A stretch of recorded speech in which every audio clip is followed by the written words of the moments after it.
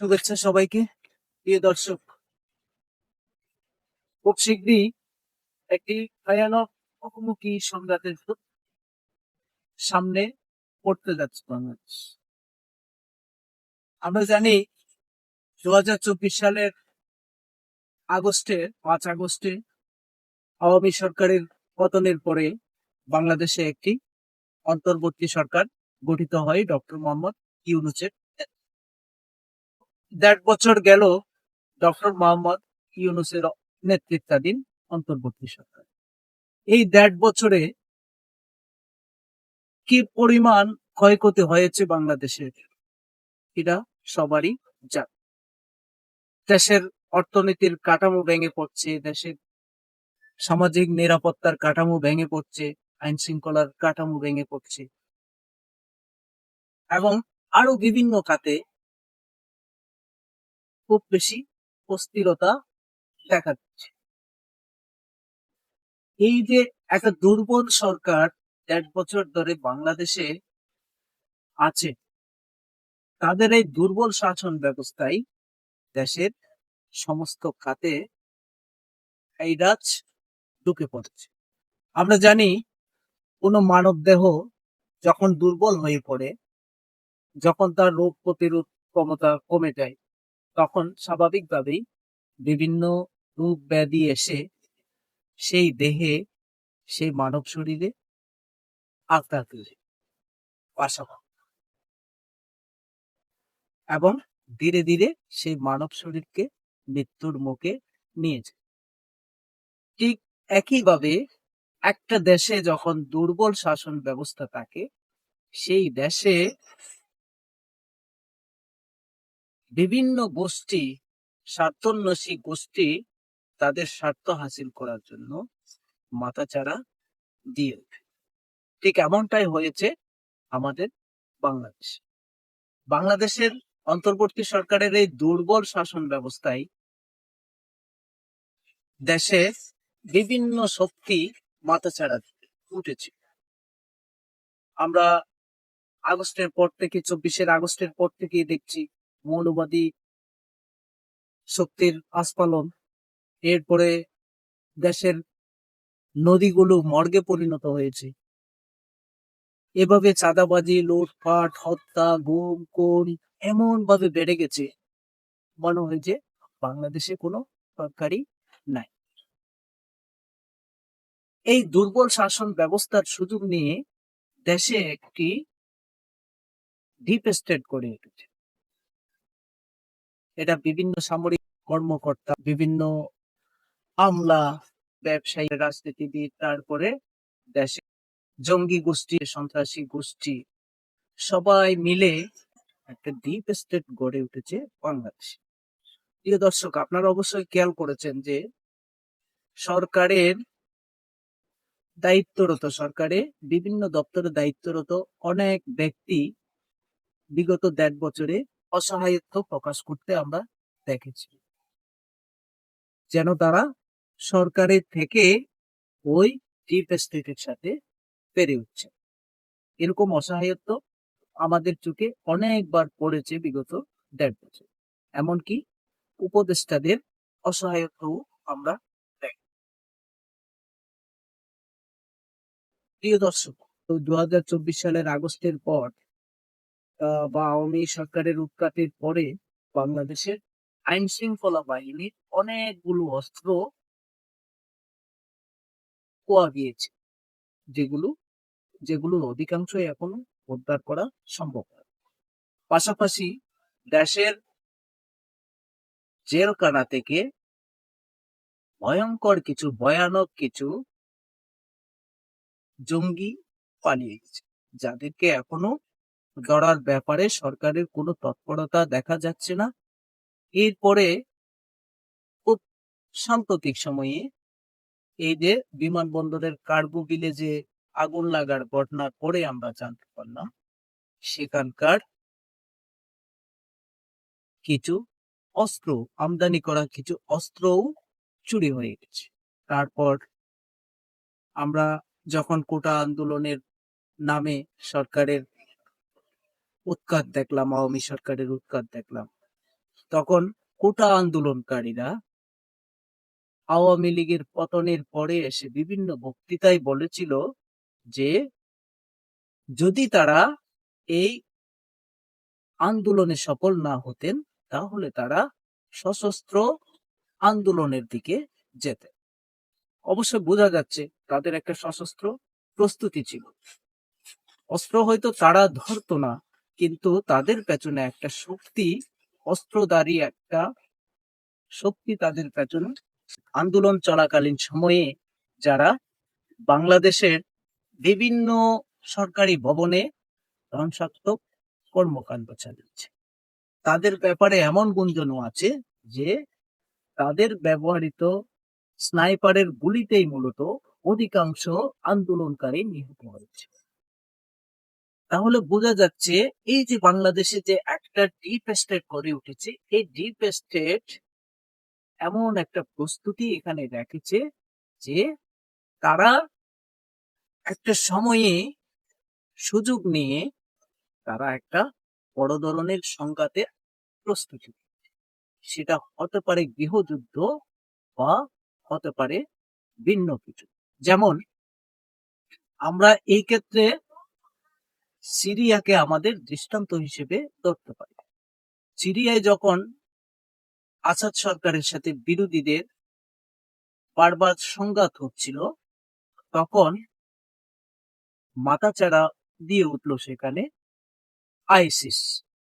ঠিক একইভাবে এখানেও ধীরে ধীরে যতই আমরা নির্বাচনের প্রস্তুতি দেখি না কেন, যতই এখানকার দলগুলো নির্বাচনের প্রস্তুতি কিংবা নির্বাচনের জন্য প্রার্থী তালিকা ঘোষণা করুক না কেন, নির্বাচন হোক বা না হোক, কিন্তু এই যে ডিপ স্টেট তার সহযোগীদের নিয়ে একটা সশস্ত্র কিছু করার প্রস্তুতি রেখেছে, সেটা কিন্তু সত্যি। কারণ ধীরে ধীরে আমরা দেখছি রাজনৈতিক গোষ্ঠীগুলোর মধ্যে একটা দ্বন্দ্ব সংঘাত সামনে আসছে। ওই দ্বন্দ্ব সংঘাতে এই যে ডিপ স্টেট সেটা শুরু করতে পারে। এটা তো বললাম আমরা বাংলাদেশের পরিস্থিতির কথা। তাহলে বাংলাদেশে যে ডিপ স্টেট আছে, সেই ডিপ স্টেটের পেছনে কারা আছে? প্রিয় দর্শক, আপনারা অবশ্যই বিভিন্ন মাধ্যমে বা ইদানিং বিভিন্ন রাজনৈতিক বিশ্লেষকের কথাই শুনছেন যে বাংলাদেশে যে রেজিম চেঞ্জ হলো, যে সরকারের পতন হলো, সেখানে একটা মেটিকুলাস ডিজাইন ছিল, সেটা বিদেশি কিছু শক্তির তৎপর। আমরা জানি এখানে ভারত, চীন, মায়ানমার, তারপর থাইল্যান্ড, নেপাল, এইরকম আমাদের আশেপাশে দক্ষিণ এশিয়ার কিছু দেশ নিয়ে একটা বাণিজ্য বলয় তৈরি হচ্ছিল বাংলাদেশকে কেন। সেটা কি? সেটা অনেক দূর এগিয়েও গিয়েছিল। সেটা হচ্ছে এটা মায়ানমার, বাংলাদেশ, এবার ভারত এবং চীন পর্যন্ত যেমন কথা ছিল, যেই সড়কটা, যে বৈদেশিক সড়কটা, বা এটাকে প্রথমে ত্রিদেশীয় সড়ক বলা হয়েছিল, তাহলে যেই বাণিজ্য পথটা এখানে তৈরি হওয়ার মধ্য দিয়ে একটা বাণিজ্য বলয় গড়ে ওঠার সম্ভাবনা সৃষ্টি হয়েছিল, সেই সম্ভাবনাকে নস্যাৎ করার জন্য এখানে ইউরোপ, আমেরিকা সহ আমাদেরই এশিয়ার কিছু দেশ সেই চেনকে ভেঙে দেওয়ার জন্য অত্যন্ত তৎপর ছিল। এবং এরই ফলশ্রুতিতেই এবং এই দ্বন্দ্বের কারণেই বাংলাদেশের সরকার পতন হয়েছে, অথবা এই দ্বন্দ্বই ছিল বাংলাদেশে সরকার পতনের বিরাট একটা কারণ। এরপর আমরা পাশাপাশি দেখলাম নেপালেও বাংলাদেশের মতো ঘটনা ঘটলো। তারপরে মায়ানমারে তো আমরা জানি দীর্ঘদিন থেকে একটা সংঘাত চলমান আছে। সেখানে আবার রোহিঙ্গাদের দুইটা সংগঠন, সশস্ত্র সংগঠন আছে যারা এখন যুদ্ধক্ষেত্রে। তাহলে আরকান আর্মি আছে, জান্তা সরকার আছে বা জান্তা বাহিনী আছে। এরপরে থাইল্যান্ডেও মাঝে মধ্যে এরকম সংঘাত শোনা যাচ্ছে। এইভাবে এই যে আমাদের আশেপাশের দেশগুলোকে অস্থিরতা তৈরি করে বা অস্থির করে দিয়ে এই যে ইউরোপীয় ডিপ স্টেট এবং আমেরিকান ডিপ স্টেটের যে পরিকল্পনা ছিল সেই পরিকল্পনা ইরানি হয়তো সাম্প্রতিককালে তারা সেই পরিকল্পনা পাল্টে দিয়েছে। আমরা কয়েকদিন আগে দেখলাম যে ভারতের সাথে একটা সামরিক সমঝোতা চুক্তি স্বাক্ষর করেছে আমেরিকা। এই সামরিক চুক্তি স্বাক্ষরের মধ্য দিয়ে এটাই স্পষ্ট যে অন্তত আমেরিকা কিছুদিনের জন্য দক্ষিণ এশিয়া থেকে হাত গুটিয়ে নিচ্ছে অথবা দক্ষিণ এশিয়ার বিষয়টা ভারতের উপরে ছেড়ে দিচ্ছে। কিন্তু এরপরে আরো দুইটি শক্তি এখানে আছে, এরা হচ্ছে পাকিস্তান এবং তুরস্ক। এই পাকিস্তান তুরস্কের যে অতীত, তাদের সামরিক বাহিনী এবং তুরস্ক সরকারের যে অতীত কর্মকাণ্ড, সেটা যদি আমরা বিবেচনা করি তাহলে তাদেরকে অবশ্যই আমাদের ভয়ানক মনে করতে হবে বাংলাদেশ। আমরা জানি যখন সিরিয়া এবং ইরাকে আইসিসের উত্থান হলো, তখন আইসিসের কাছ থেকে সবচেয়ে বেশি খনিজ তেল সহ তাদের রপ্তানিযোগ্য পণ্যগুলি কিনেছিল এই তুরস্ক। যখন তাদের কাছ থেকে তেল কিনেছে, গ্যাস কিনেছে এবং এরকম আরো কিছু খনিজ কিনেছে, তখন অবশ্যই তাদেরকে অস্ত্রও সাপ্লাই দিয়েছে। ঠিক একইভাবে এখানে তারা তুরস্ক সরকার এখানে অস্ত্র কারখানা করার কথা বলছে এবং এমনকি এখানে তুরস্ক একটা সুযোগ নিতে যাচ্ছে রোহিঙ্গাদের যে সশস্ত্র গোষ্ঠী আছে আরসা এবং আরএসইউ কে নিয়ে তাদের এমন একটা পরিকল্পনা আছে।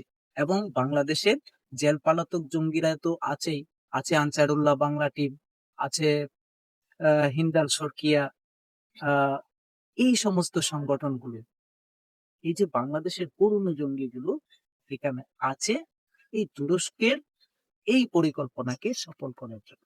তাছাড়া পাকিস্তান তো আছেই, পাকিস্তানের সন্ত্রাসী সামরিক বাহিনী এখানে যে তৎপরতা চালাচ্ছে, বারবার বাংলাদেশের সামরিক কর্মকর্তারা পাকিস্তান যাচ্ছে, পাকিস্তানের সামরিক কর্মকর্তারা বাংলাদেশে আসছে, এটা কেন? বাংলাদেশকে তারা কি সহযোগিতা দিতে? তার মানে বাংলাদেশের ডিপ স্টেটের সাথে তাদের একটা ঘনিষ্ঠতা তৈরি হয়েছে এবং বাংলাদেশে তারা কিছু একটা করতে চাচ্ছে। এই যে ভারতের নোটাম জারি করা, উত্তর ভারতের আরব সাগর থেকে শুরু করে বঙ্গোপসাগরের বাংলাদেশের সাথে ভারতের সীমানা পর্যন্ত তারা যে নোটাম জারি করছে, তারা যে মহড়া চালানোর কথা বলছে,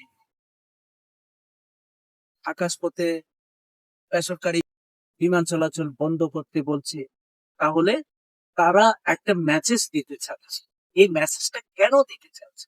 কারণ তারা, আমরা না জানলেও, আমরা সাধারণ মানুষ এইসব তথ্য আমাদের কাছে না থাকলেও তাদের কাছে, ভারতের গোয়েন্দা সংস্থার কাছে একটা কিছু যে এখানে হতে যাচ্ছে বা এখানে একটা কিছু করার একটা ভয়ঙ্কর পরিকল্পনা যে হচ্ছে সেটা তারা জানে। এই জন্যই তারা নিজেদের প্রতিরক্ষামূলক প্রস্তুতির মেসেজ হিসেবে তারা এই নোটাম জারি করেছে। তাহলে এখন আমরা বুঝতে পারলাম যে, বা এটাই স্পষ্ট হচ্ছে যে ধীরে ধীরে একটা সংঘাতের দিকে যাচ্ছে বাংলাদেশ এবং সেটা বহুমুখী সংঘাত। সেটা বাংলাদেশের ভেতর থেকে হতে পারে অথবা বাংলাদেশ এবং পুরো দক্ষিণ এশিয়া জুড়েই হতে পারে এই ভয়ানক সন্ত্রাসী খেলা, যেই খেলার কেন্দ্রবিন্দু হবে বাংলাদেশ। আজকের মতো এটুকুই। সবাই ভালো থাকুন, সুস্থ থাকুন। ধন্যবাদ।